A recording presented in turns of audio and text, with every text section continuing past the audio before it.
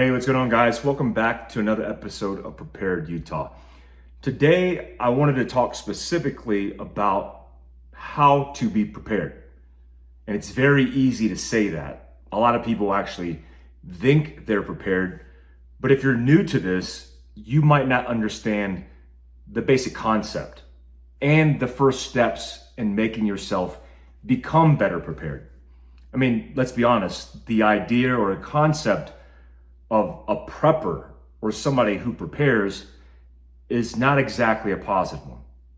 We often think about tinfoil hats, people who live in the middle of the high desert, and people who seclude themselves or isolate themselves because that's how they best prepare, getting away from the highest liability, which is potentially people. So I'm going to talk to you a little bit about the concept of being prepared, in my opinion, and also a couple of steps that you could take right now in the right direction to be able to get better prepared or best prepared, especially very specifically here in Utah. Now, the LDS Church is very beneficial in advocating for your education and preparedness. If you belong to the church or you grew up in the church, you know that. But this bit of content is for people who both grew up in the church and people who aren't members of the church. Because disaster is an equal opportunist. It doesn't care what walk of life you come from, nor your level of preparedness, your ethnic background, your religion, your social status. It doesn't matter. Disaster will hand you your butt all the same. So the idea for me around preparedness and integrating it into a lifestyle comes from my military experience. I often wondered, even when developing this business that I own called Fieldcraft Survival, located in Provo, Utah, I wondered in my own business analysis what preparedness actually was. Some people, especially men, think self-defense or being prepared for the self-defense scenario to protect themselves or their family is being prepared. And that's one facet of it, but it's not even the statistical probability. It's actually less probable that you'll be in a gunfight than you'll be in a vehicle accident, for example. But it's easy to placate to your desires, your interest. I mean, it's easy to go in the gym and do chest and tries because it's easy. It's harder to do legs, for example. So when I looked at preparedness, I thought to myself, how can you educate, teach, and equip people to be prepared for almost everything?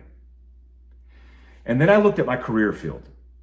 Now, imagine you were in a situation where you sat down for a job interview. And in the job interview, the person sitting across from you said, okay, here's what we expect from you. You're going to get on a helicopter, likely at night, no doors. You're going to be tethered to the floor of the helicopter with a lanyard.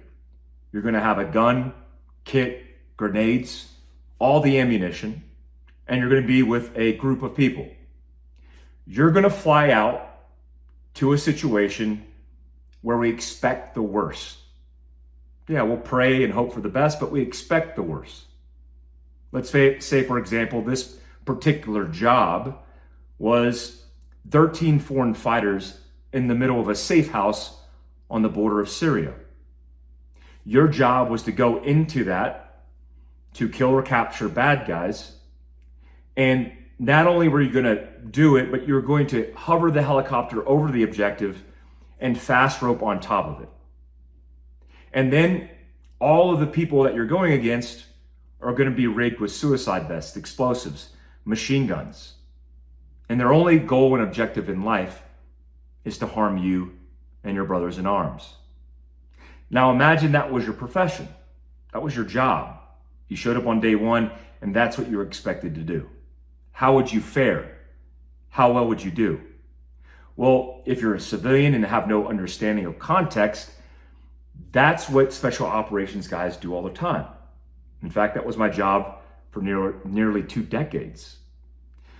So in that job field, I asked myself, well, if that's the job, seemingly dangerous, why is it that special operations personnel come out on top most of the time? Sure, we take casualties.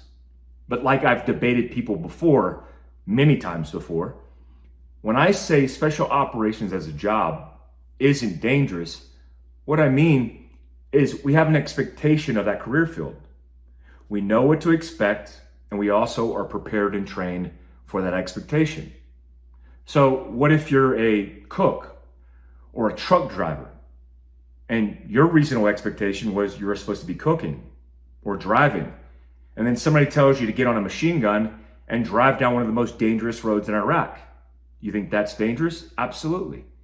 Because the person who's trained isn't prepared for the actual expectation or the job.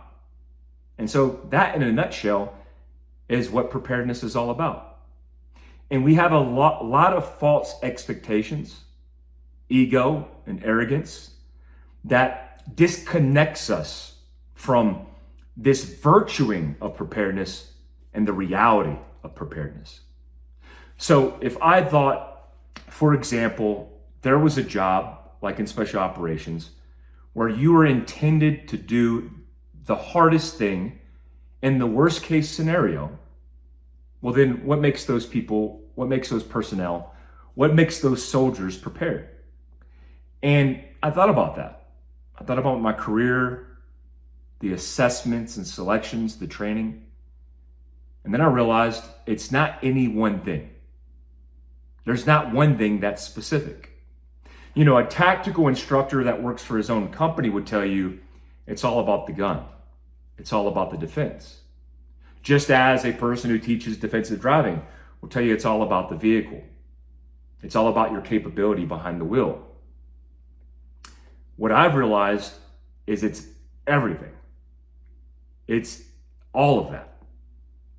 Not excluding, but including an entire lifestyle built on preparedness, where the culture, the people you assimilate with, your physical fitness, your mindset, your technical skill sets, the way you plan for contingencies, the attention to detail in the specific kit you utilize, so on and so forth. So now taking that, all of that, and distilling it down to something that I could teach civilians was the entire concept of the book Prepared. Shamelessly plugging my own book, Prepared, a manual for surviving worst case scenarios, I go into this in a lot of detail. But specifically, I want to extract a component of this, which I think is important for people, especially that live in Utah. Utah, more so than any other state, any other citizen, believes in the concept and the idea of preparedness, mostly because of the LDS Church, but also because of the conditions and the environmental factors that we deal with here in Utah. If you're not from here and you decided to go hiking in the backcountry, where you have 40 to 50 temperature swings between day and night, where you have things like mountain lions and bears, and all of the environmental factors that potentially could harm you, you don't just go out on a whim. You do preparation. You look at your pack. You look at what you're going to bring for food, for water, for potential shelter. What are your communications? What are your emergency communications? What's your communications plan? So on and so forth. That typically doesn't happen across the nation as much as it does in Utah. But there are still those out there, even from the church, who believe in or live through arrogance, ignorance, and this idea that they're immune to the factors that potentially harm you. This will never happen to me. You ever heard that before? When you're trying to convince people around you that it's important to pay attention to things like not the self-defense firearm inside your waistband, but I don't know, a maintenance and recovery kit inside your vehicle, especially in the wintertime here in Utah. If you ever drive whereabouts I live near Heber to Park City, and you're driving down the Park City Canyon during the wintertime, what all do you see? Well, You see a lot of people who aren't used to driving in these conditions. I see it all the time because I see Utah state troopers pushing people out of harm's way. Now, it's entertaining for us that grew up in a rural environment, but not so entertaining for those people who weren't prepared. Driving your two-wheel drive, front-wheel drive sedan, typically a Prius, is not the smartest thing to do with an impending snowstorm, but I see it all the time. Now, why do those people do it? Likely because ego and arrogance. It's never going to happen to me. This doesn't happen to me. Or look at that prepper, that person who prepares. Why would they do that? They're paranoid. They're worried about something happening and they're paranoid. You ever hear that one? Most people don't understand the concept of being prepared. Being prepared replaces technical skill sets, not ideology, not hope and prayer, but technical skill set, replacing that paranoia, that anxiousness with actual confidence, because you know how to react and to respond. But again, and this is for all my men listening to this isn't just about your personal protection or the protection of your family. We get it. You take a picture of the pistol, you hashtag EDC, and you put it on Instagram. We get it. But what about your capabilities in first aid? How many accidents happen here in the backcountry? What about your ability to communicate? Because if you just have a cell phone, CDMA or GSM, how are you going to communicate when there's no cell phone towers? Rural people or rural hunters understand this concept because a lot of the times you're putting yourself in these conditions on purpose. And if you don't pay attention, you rapidly learn the lesson. Hopefully it's not very dangerous when you learn the lesson, or you might hear the story. Did you hear about that guy who went in the backcountry mountain lion hunting and he never came back? Or he got severely injured and he didn't have a first aid kit? Or he didn't have an iridium-based cell phone? He didn't have a spot or an inReach to be able to communicate via satellite? You hear about those stories, but I'm telling you, when you remove the ego and arrogance, you start opening your mind to being prepared in the full spectrum of preparedness. Not just one idea, not just one concept. And also, I should let you know, I am not the end-all be-all solution for this idea or concept of preparedness. I am the person who has always advocated, especially using my company Fieldcraft Survival, which is the conduit between subject matter experts and you, that everybody should open themselves up and entertain the idea of everybody coming to the table with ideas and concepts to improve your preparedness. Because the lady who jars and cans and has been taught generationally how to do that is just as significant as the tactical guy with the military experience teaching the sub-second draw out of the waistband on a target. It's all important. And I would say equally as important. So what I want to bring to Utah in the concept is the idea of community. Because we have community here. If you're a member of a ward, a church, a club, a group, or have an extended family, you know what community is. But there are a lot of people, even members of wards, that are disaffected from their own communities. And it's important to highlight the importance of community.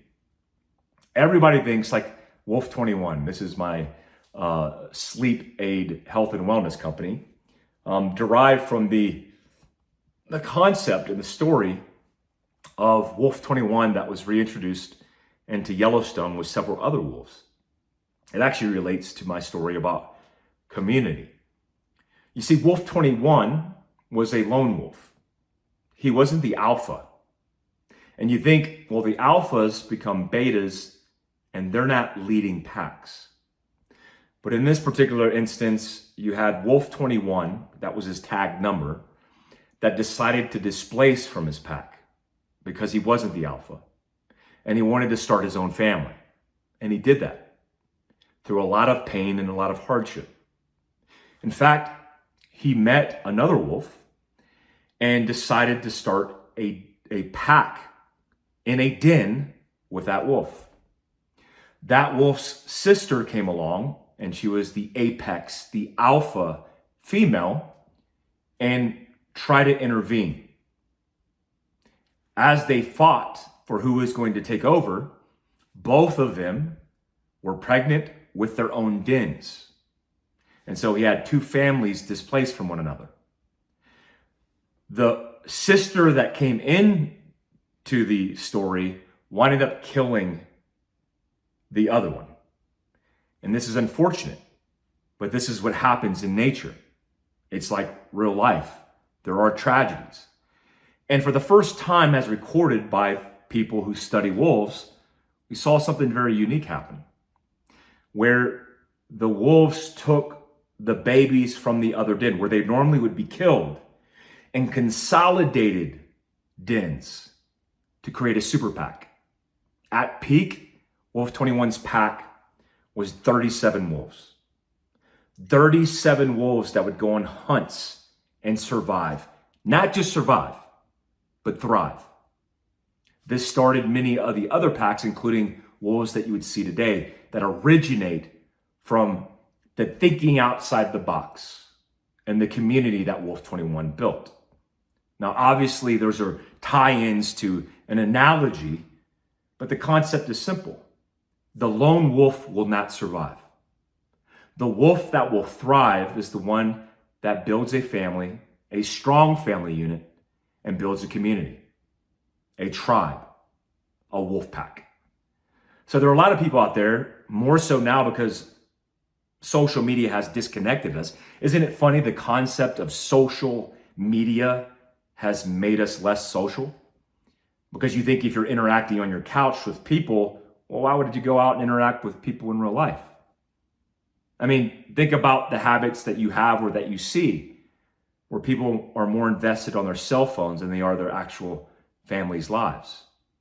It breaks my heart to see kids running around a playground and a parent sitting there in virtual reality sucked into the cell phone. I'm my own worst enemy because I am guilty of it. But I constantly check myself, constantly and consciously removing that from my life. Because the interpersonal relationships that you actually have, where you put the cell phone down at the restaurant and you look face to face or eye to eye with your loved ones, your friends, and your extended family, those are the relationships that matter, especially in the worst case scenario. You guys know I've been through significant worst case scenarios, some of those that I've talked about, some of those that I haven't. And in those worst case scenarios, the commonality, especially in surviving through those difficult, traumatic situations, is the people around me that kept me strong, that kept me alive. How much of that do we do in our own communities? Sure, you have Bible study, you go out with some friends to the movies, but who are those friends that will come at 3 a.m. when they're needed most? And better than that, even if you have all of those, because many of you do, you have a family, you have a community, do you have a plan? What's your plan? You see, because people in my life are broke down into 2 categories, and this might seem cold, but think it from an analytical standpoint. Remove emotion from it. You're either a liability or an asset. And if you're a liability, it might even be you.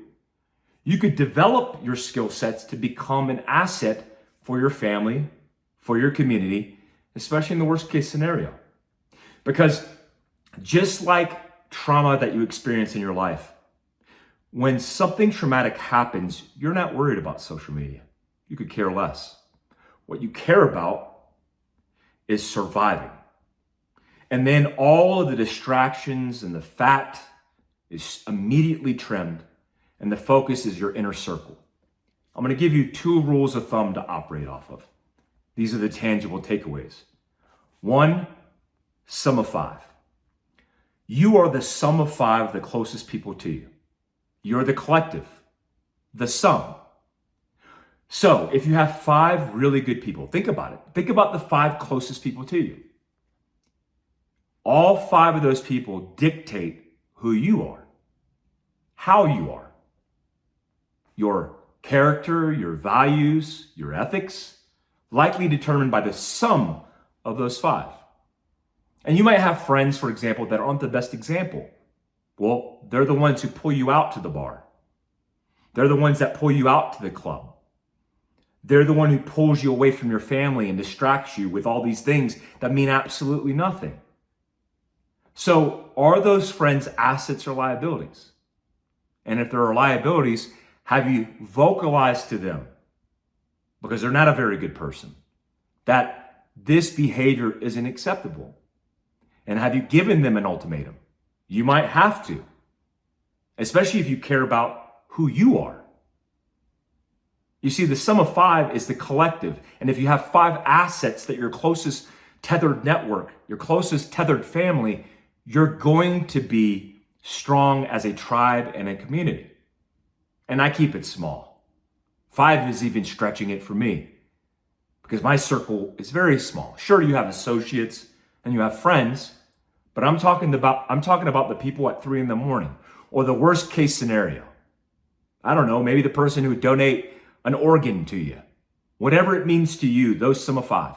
And then when you talk to those people, bring them into your living room and talk about what happens if. Because here I'm talking about a circumstance the week of September 11th, where on September 10th, I remember that day, I was a young sergeant in the Army. I was in the infantry. I was actually attending college in a break-in service, part of the National Guard after 4 years of active service. And September 10th felt good. Why? Because there was no September 11th. I was complacent. So were you. Then what happened on September 11th? Everything changed. Now we're paying attention. Now we're in the fight. Now we're patriotic.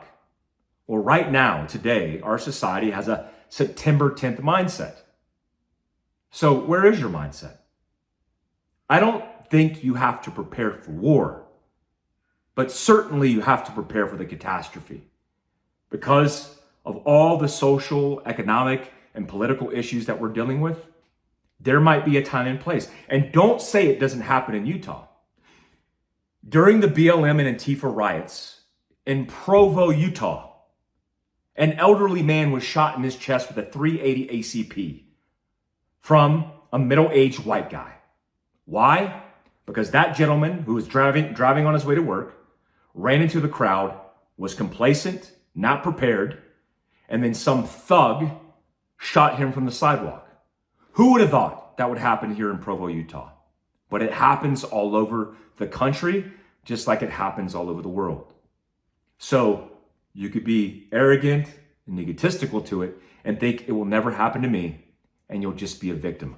I hope you survive, because if you survive, your entire life will change, and then you'll walk into the world with a new perspective.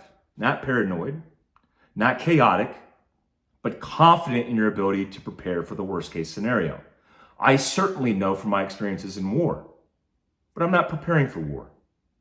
I'm preparing for the worst case scenarios, including natural catastrophes and certainly man-made ones. And so should you.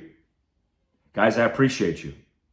I hope you're getting a lot out of this, your feedback, and all the things that you have in comments certainly go a long way. I hope you're supporting the channel and the website and all the things that we're trying to accomplish, and I appreciate you. Until next time. Thanks, guys.